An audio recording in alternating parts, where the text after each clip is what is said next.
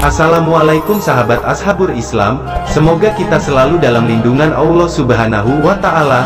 Sholawat serta salam kita tujukan kepada baginda Nabi Muhammad Sallallahu Alaihi Wasallam dan keluarganya, juga sahabat-sahabatnya, sahabat Ashabur Islam.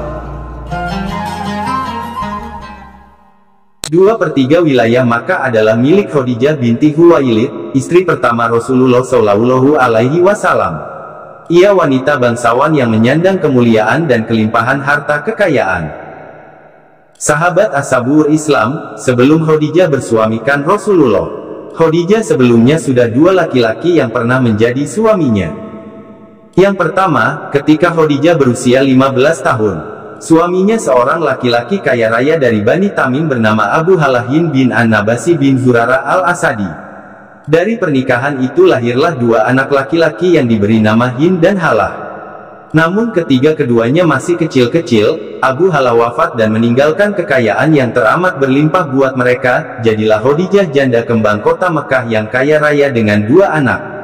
Sehingga banyak terjadi persaingan di antara laki-laki kota Mekah, baik yang masih single ataupun yang sudah beristri, untuk mempersuntingnya.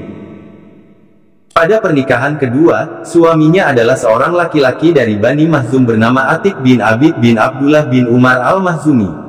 Namun ada 2 riwayat yang berbeda tentang perpisahan mereka.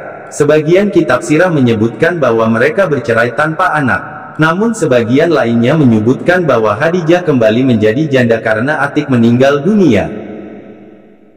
2 kali menikah dan 2 kali menjadi janda membuat Khadijah matang dalam memandang kehidupan. Sehingga kalaupun akan menikah lagi untuk yang berikutnya, tentu pertimbangannya menjadi sangat matang. Pernikahan ketiga setelah itu barulah kemudian Khadijah menikah dengan Rasulullah, sehingga pernikahan dengan Nabi merupakan pernikahan yang ketiga kalinya. Namun ketika wafat, tak selembar kafan pun dia miliki. Bahkan baju yang dikenakannya di saat menjelang ajal adalah pakaian kumuh dengan 83 tambalan. "Fatimah putriku, aku yakin ajalku segera tiba," bisik Khadijah kepada Fatimah sesaat menjelang ajal. "Yang kutakutkan adalah siksa kubur. Tolong mintakan kepada ayahmu, agar beliau memberikan sorbannya yang biasa digunakan menerima wahyu untuk dijadikan kain kafanku. Aku malu dan takut memintanya sendiri." Mendengar itu Rasulullah berkata, "Wahai Khadijah, Allah menitipkan salam kepadamu, dan telah dipersiapkan tempatmu di surga." Khadijah binti Khuwailid, Ummul Mukminin ibu kaum mukmin pun kemudian menghembuskan nafas terakhirnya di pangkuan Rasulullah. Didekapnya sang istri itu dengan perasaan pilu yang teramat sangat. Tumpahlah air mata mulia Rasulullah dan semua orang yang ada di situ. Dalam suasana seperti itu, malaikat Jibril turun dari langit dengan mengucap salam dan membawa 5 kain kafan. Rasulullah menjawab salam Jibril, kemudian bertanya, "Untuk siapa sajakah kain kafan itu, ya Jibril?" "Kafan ini untuk Khadijah." "Untuk engkau ya Rasulullah?" "Untuk Fatimah, Ali dan Hasan," jawab Jibril yang tiba-tiba berhenti berkata, kemudian menangis. Rasulullah bertanya, "Kenapa, ya Jibril?" "Cucumu yang satu, Husain, tidak memiliki kafan. Dia akan dibantai, tergeletak tanpa kafan dan tak dimandikan," jawab Jibril. Rasulullah berkata di dekat jasad Khadijah, "Wahai Khadijah istriku sayang, demi Allah, aku takkan pernah mendapatkan istri sepertimu. Pengabdianmu kepada Islam dan diriku sungguh luar biasa. Allah Maha mengetahui semua amalanmu. Semua hartamu kau hibahkan untuk Islam. Kaum muslimin pun ikut menikmatinya. Semua pakaian kaum muslimin dan pakaianku ini juga darimu. Namun begitu, mengapa permohonan terakhirmu kepadaku hanyalah selembar sorban?" Terseduh Rasulullah mengenang istrinya semasa hidup, Khadijah. Dikisahkan, suatu hari, ketika Rasulullah pulang dari berdakwah, beliau masuk ke dalam rumah. Khadijah menyambut, dan hendak berdiri di depan pintu, kemudian Rasulullah bersabda, "Wahai Khadijah, tetaplah kamu di tempatmu." Ketika itu Khadijah sedang menyusui Fatimah yang masih bayi. Saat itu seluruh kekayaan mereka telah habis. Seringkali makanan pun tak punya, sehingga ketika Fatimah menyusu, bukan air susu yang keluar akan tetapi darah yang masuk dalam mulut Fatimah. Kemudian Rasulullah mengambil Fatimah dari gendongan istrinya, dan diletakkan di tempat tidur. Rasulullah yang lelah sepulang berdakwah dan menghadapi segala caci maki serta fitnah manusia itu lalu berbaring di pangkuan Khadijah hingga tertidur. Ketika itulah Khadijah membelai kepala Rasulullah dengan penuh kelembutan dan rasa sayang. Tak terasa air mata Khadijah menetes di pipi Rasulullah hingga membuat beliau terjaga.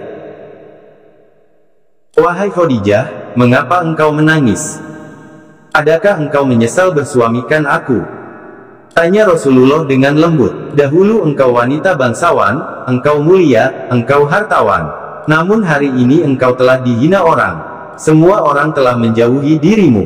Seluruh kekayaanmu habis. Adakah engkau menyesal, wahai Khadijah, bersuamikan aku, Muhammad?" Lanjut Rasulullah tak kuasa melihat istrinya menangis. "Wahai suamiku, wahai Nabi Allah, bukan itu yang kutangiskan," jawab Khadijah.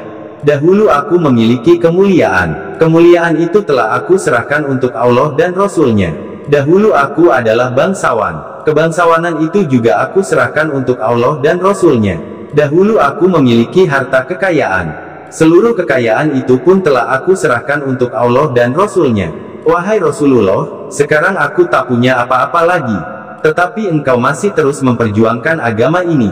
Wahai Rasulullah, sekiranya nanti aku mati sedangkan perjuanganmu belum selesai, sekiranya engkau hendak menyeberangi sebuah lautan, sekiranya engkau hendak menyeberangi sungai namun engkau tidak memperoleh rakit ataupun jembatan, maka galilah lubang kuburku, ambillah tulang belulangku, jadikanlah sebagai jembatan bagimu untuk menyeberangi sungai itu supaya engkau bisa berjumpa dengan manusia dan melanjutkan dakwahmu.